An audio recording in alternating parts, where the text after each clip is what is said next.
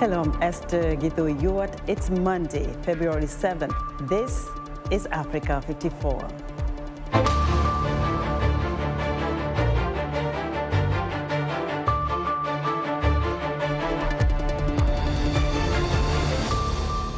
At least 10 people are dead and thousands displaced in Madagascar in the wake of Cyclone Batsirai. A new report blasts South African authorities for failing to foresee a wave of violence in July 2021 that left hundreds dead. And celebrations in Senegal as the country wins its first Africa Cup of Nations tournament.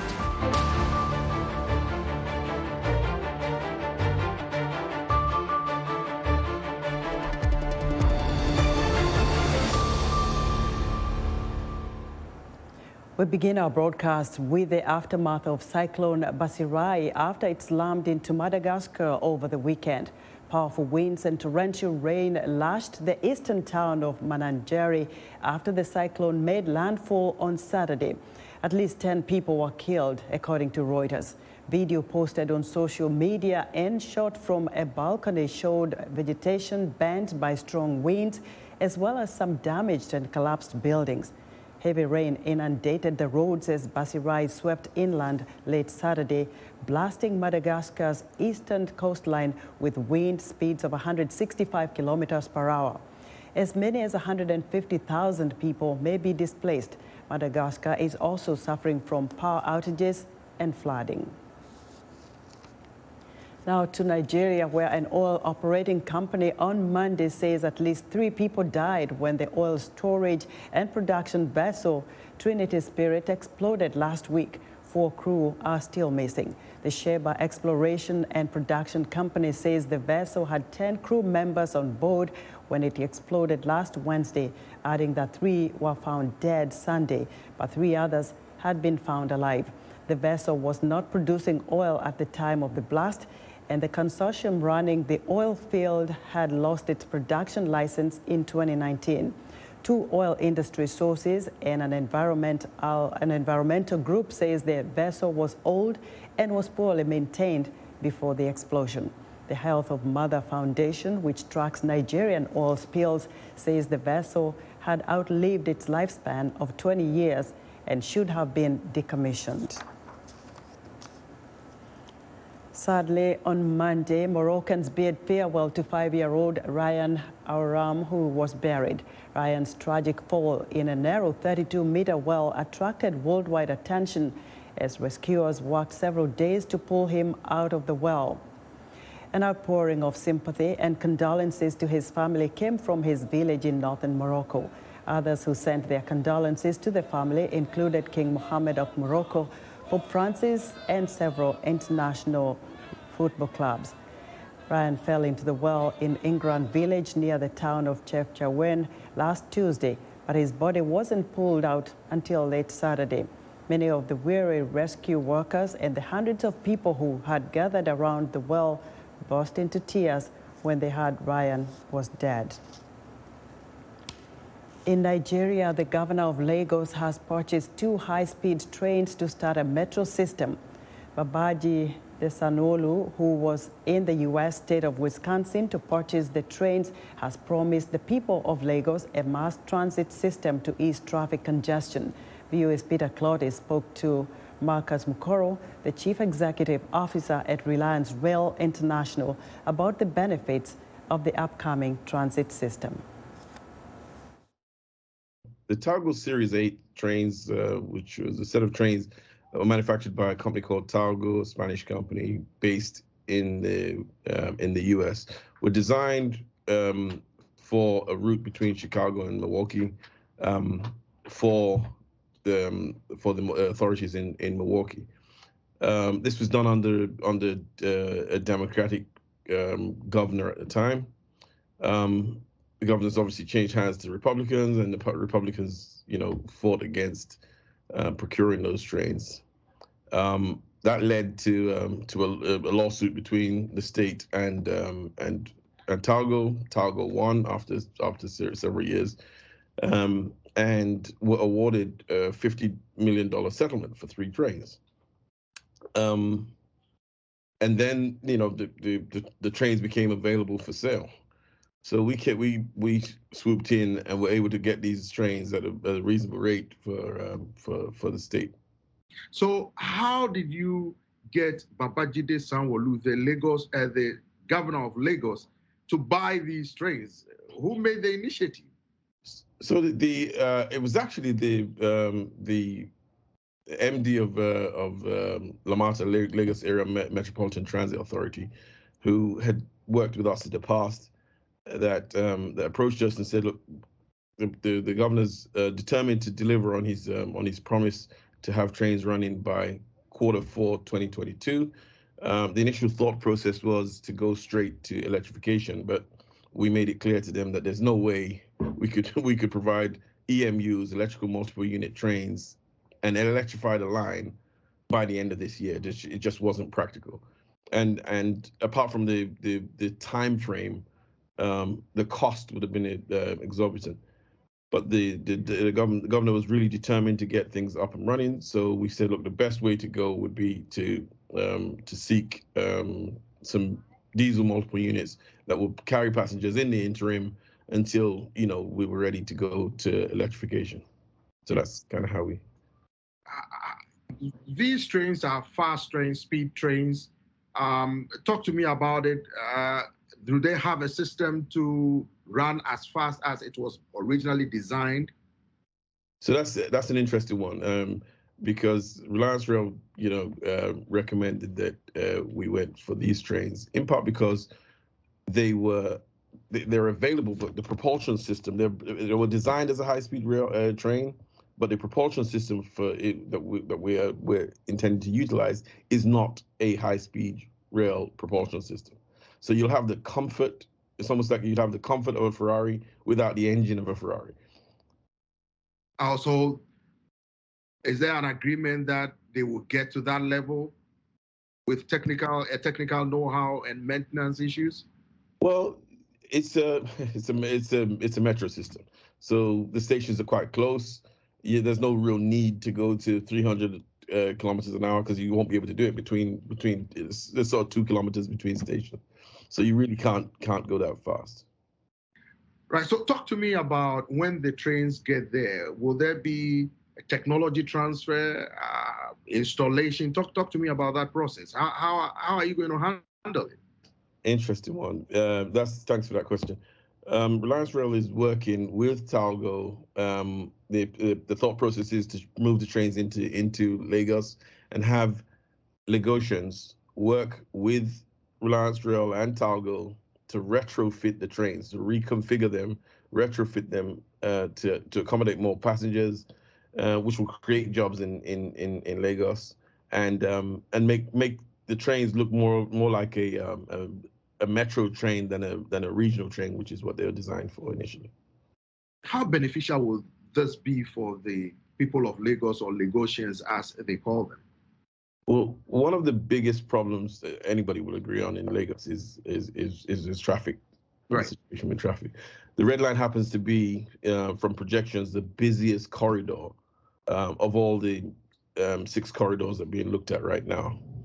And so the Governor Sanwo-Olu really wanted desperately to try and serve that community, ensure that they can reduce the amount of traffic, and just create ease of flow of people from the Agbado axis into Oyingbo and subsequently Marina. That was VOA's Peter Claude speaking to Marcus Mukoro, the Chief Executive Officer of Reliance Rail International. A report commissioned by South African President Cyril Ramaphosa and released Monday reveals that police and intelligence services failed to anticipate and disrupt days of arson and looting last year, in which more than 300 people died. The violence was sparked by the imprisonment of former President Jacob Zuma for defying a court order to testify at a corruption inquiry, and fanned by anger over the poverty and inequality that persists almost 3 decades after the end of apartheid. The government deployed soldiers to restore calm as shops were ransacked and key infrastructure targeted. but several $1 billion of damage was caused, according to Reuters. On Thursday, President Cyril Ramaphosa is expected to say what action the government will take in response to that report. The 35th African Union Summit has ended in Addis Ababa. The heads of state discussed critical issues affecting Africa, including the conflict in Ethiopia, the restoration of constitutional rule following coups in Sudan, Mali, and Guinea, and the continent's response to the COVID-19 pandemic and climate change. They are also calling for greater representation at the United Nations. Speeches were delivered at least by 3 heads of state, as well as AU Chairperson Moussa Faki Mahamat and UN Secretary General Antonio Guterres. More than 70 years after the birth of the African Union, Africa remains poorly represented on the powerful UN Security Council. President Macky Sall of Senegal is the new AU chairperson, replacing Félix Tshisekedi of the Democratic Republic of Congo. Turning to the latest developments in the conflict between Russia and Ukraine, French President Emmanuel Macron is visiting Moscow for talks with President Vladimir Putin before going to Kiev on Tuesday. U.S. President Joe Biden and German Chancellor Olaf Scholz are discussing joint efforts to deter further Russian aggression against Ukraine at a White House meeting. Analysts say if Russia does invade Ukraine, up to 50,000 people could be killed and wounded, while up to 5 million people could flee the country, creating a massive European humanitarian emergency. Amid rising tensions with Russia, the White House is warning that the more than 100,000 Russian troops along Ukraine's border could still launch an invasion at a moment's notice. VOA's Arashar Basadi has more. Paratroopers from the United States 82nd Airborne Division landing in Poland, a show of support among NATO allies amid an ongoing Russian troop buildup along the border of Ukraine. Our national contribution here in Poland shows our solidarity with all of our allies here in Europe, and obviously during this period of uncertainty, we know that we are stronger together. In addition to dispatching U.S. troops to NATO allies in Eastern Europe, Washington has sent $650 million in aid to Ukraine, the most ever to that nation, according to the State Department. Ukraine's government has so far downplayed the likelihood of a Russian invasion. Not so, say top U.S. officials. We believe that there is a very distinct possibility that Vladimir Putin will order an attack on Ukraine. It could take a number of different forms. It could happen as soon as tomorrow, or it could take some weeks yet. He has put himself in a position with military deployments to be able to act aggressively against Ukraine at any time now. National Security Advisor Jake Sullivan added that the United States is still a willing partner in diplomacy should Russia choose a path of de-escalation. The crisis along Ukraine's border is helping forge a rare moment of political unity in Washington as members from both major parties decry a possible invasion. The conditions are there. It's more likely than not. I think the noose is being prepared. It's around Ukraine right now as we speak. These are dangerous times. Time is of the essence. This would be the largest invasion in Europe since World War II. The time frame, as Jake Sullivan mentioned, is closing in. Ukrainians, meanwhile, poured into the streets Saturday in a show of strength, vowing to defend their homeland.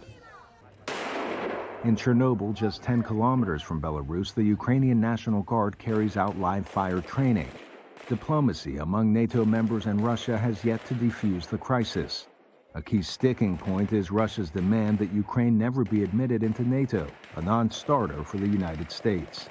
Arash Arabasadi, VOA News. We're excited to hear what you think about Africa 54. Join the discussion on Facebook. The address is Africa 54. We're also streaming our broadcast live on Facebook. Please watch and share our show with your friends. Also check out our headlines 24/7 on voaafrica.com. Still to come, jubilation fills the air in Dakar as Senegal's national soccer team wins big. But first, let's check in with Hedy Adams, who tells us about a special edition of Straight Talk Africa coming up on Wednesday. Welcome to this Town Hall edition of Straight Talk Africa. Join me, Heidi Adams, on a Voice of America Town Hall special as we discuss the coronavirus pandemic. Where will it take us next? We'll hear from global experts and from our audiences across the African continent on the challenges and opportunities as we navigate life during COVID-19, the virus, variants, and vaccines. All that on the next Straight Talk Africa. The White House is dismissing Friday a meeting between Chinese President Xi Jinping and Russian President Vladimir Putin, where the two leaders unveiled a strategic alliance aimed at countering the United States. White House Bureau Chief Basirai Kills reports. The Beijing Winter Olympics started with a geopolitical bang. Just hours before the Games opening on Friday, Chinese President Xi Jinping and Russian President Vladimir Putin met to unveil a strategic alliance, shown in this video from CCTV. China and Russia are adhering to their original aspirations and have always maintained steady progress in bilateral relations. Regarding the relations between our two countries, they are developing really gradually, in the spirit of friendship and strategic partnership. The move is designed to balance what they portrayed as malign American global influence. White House Press Secretary Jen Psaki downplayed the meeting. What we have control over is our own relationships and the projection of our own values, and also looking for ways to work with countries even where we disagree. China joined Russia's call to halt NATO's expansion, Moscow's point of contention with the West that Russia claims has caused it to amass troops on its border with Ukraine. Meanwhile, Moscow voiced its support for Beijing's stance that Taiwan is an inalienable part of China. Analysts say the Putin-Xi alliance is designed to counter Washington's narrative that Moscow and Beijing are acting aggressively on Ukraine and Taiwan by claiming that it is the United States that is interfering in their spheres of influence. They're portraying themselves in many ways as standing up to a revisionist and aggressive United States. So to that, it's actually fairly remarkable. There have been moments in the past where China in particular has been reluctant to kind of look like it's acting directly in concert with Russia. And this is really a step towards making it clear that they are acting together. Moscow and Beijing also voiced opposition to the AUKUS alliance between Australia, Britain, and the United States, saying it increased the danger of an arms race in the region. Meanwhile, Russia has conducted military exercises with Belarus as part of what analysts say is an effort to intimidate Ukraine by surrounding the country, heightening further fears of invasion. To show support to NATO allies, Biden is sending 2,000 U.S.-based troops to Poland and Germany and shifting 1,000 soldiers from Germany to Romania. Patsy Widakuswara, VOA News, Washington. As tensions between Russia and Ukraine intensify, European countries are concerned the flow of gas from Russia will be affected. Oksana Bedratenko looks at how Russia's actions against Ukraine may affect Europe's energy sector. Anna Rice narrates her story. About 40% of the natural gas supplied to European countries like France, Poland, Germany, and Italy comes from Russia. Western powers are concerned Russia will create a pretext to disrupt the flow of gas moving to Europe through Ukraine. What I do expect would be what I just said, some local incidents, possibly an attack on the Ukrainian pipeline. That's quite likely. And it would also give Russia an excuse to extricate itself from the long-term contract, the transmission contract that it has. The US has alleged that Russia has a plan to stage an attack and use it as a reason to invade Ukraine. Russia has strongly denied the charge. Experts suspect Russia plans to use its energy supply as leverage to divide Europe. They point to disagreement in Europe over Russia's Nord Stream 2 gas pipeline, which runs from Russia to Germany under the Baltic Sea. The project has been completed, but must still get the approval of regulators in Germany and the European Union. Deborah Kagan, a former U.S. Deputy Assistant Secretary of State, says Russia's strategy is clear. They're clearly, no question using this as a political weapon to threaten Europe, and especially threaten those countries who they believe might have a role in approving Nord Stream 2. So Russia's ultimate goal is to get the European Union to change its antitrust rules to allow Russia to not only provide the gas, but own the pipelines and own the type of pressure and the amount of gas that goes through those pipelines. The US and Europe have warned Russia about the consequences of its aggression toward Ukraine and say sanctions for any military action in the Ukraine will include Nord Stream 2. With regard to Nord Stream 2, we continue to have very strong and clear conversations with our German allies, and I want to be clear with you today. If Russia invades Ukraine, one way or another, Nord Stream 2 will not move forward. In order to help Europe deal with a potential gas crisis, the United States has approached Qatar and other energy-producing states about providing gas to Europe if Russia cuts off their supply. The International Energy Agency says U.S. exports of liquefied natural gas, or LNG, to Europe in the last quarter of 2021 jumped 40% from last year's totals. But experts say that won't be able to completely make up for the loss of Russian LNG in the short term. In January, imports of LNG in Europe have been almost at record levels, and half of those were, in fact, from the US. So there has been a lot of US LNG coming to Europe. Deborah Kagan believes, however, that a disruption of Russian supplies would directly affect not only Europe, but the US as well. The United States, while it is telling Europe to cut off Russian gas, is importing about 18 million barrels a month of Russian oil into the United States. For their part, European countries say they will continue to look for alternative sources of energy to replace their reliance on Russian gas. For Oksana Bedratenko, Anna Rice, VOA News. A senior U.S. delegation recently visited Lithuania in a show of support in its growing dispute with China over Taiwan. Beijing is blocking imports of Lithuanian goods, and as Henry Ridgwell reports, it has escalated into a trade tussle between the West and Beijing. Washington is supporting Lithuania in the face of what it called economic coercion by China. The dispute began in 2020 as Lithuania's new government pledged to support what it called freedom fighters in Taiwan and criticized Beijing's human rights record in Hong Kong and Tibet. In November last year, Taiwan officially opened a representative office in the Lithuanian capital, Vilnius. We are aiming to the strengthening of bilateral relationship comprehensively between Taiwan and Lithuania. Lithuania said the opening did not affect its policy towards China, but it stoked the fury of Beijing, which counts Taiwan as part of Chinese territory. From perspective of Beijing, is crossing a line, a real red line on how they approach Taiwan. And this is what led later to Beijing downgrading its embassy in Lithuania. In December, China effectively blocked Lithuanian imports by delisting it as a country of origin, meaning goods can't clear Chinese customs. Beijing also pressed multinational businesses to sever ties with the country.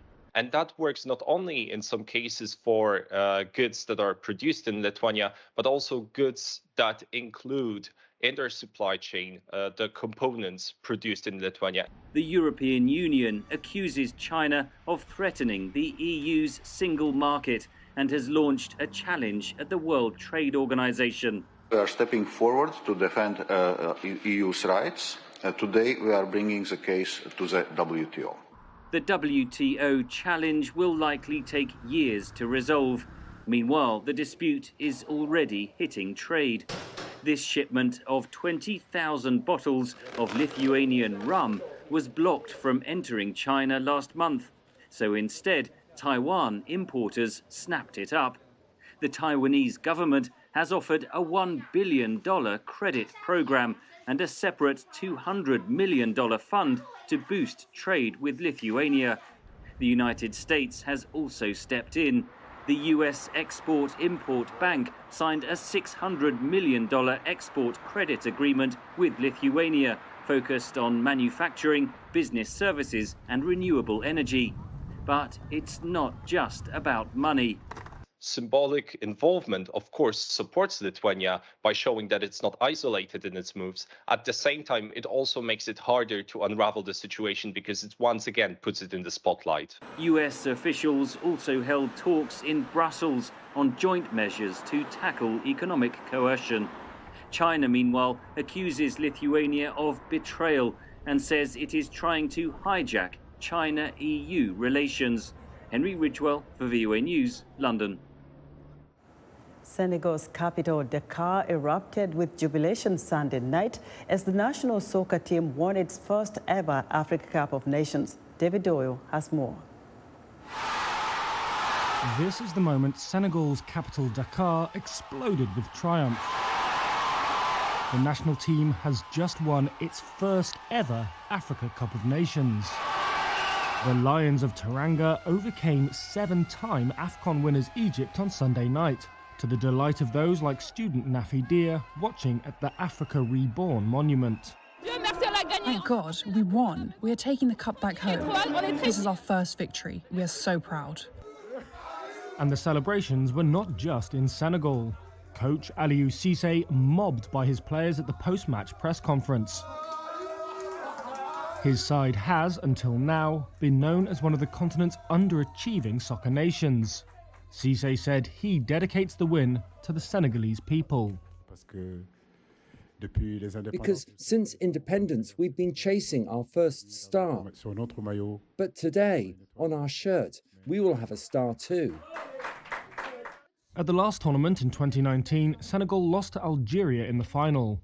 But this time they arrived in Cameroon as favourites. Their squad is filled with big names from some of Europe's top clubs, most prominent among them, Liverpool striker Sadio Mane. He scored the winning spot kick on Sunday to give Senegal a 4-2 victory on penalties. As the whistle blew in Yaoundé, the party erupted in Dakar. Many here, as across the world, have suffered over the past 2 years in the economic hardship brought about by the global health crisis. But on Sunday night, troubles were forgotten. Thousands poured onto the streets in a cacophony of car horns, cheers and fireworks. As student Sheikh Sek said, "We've had to wait for so long. Now all the wounds are healed."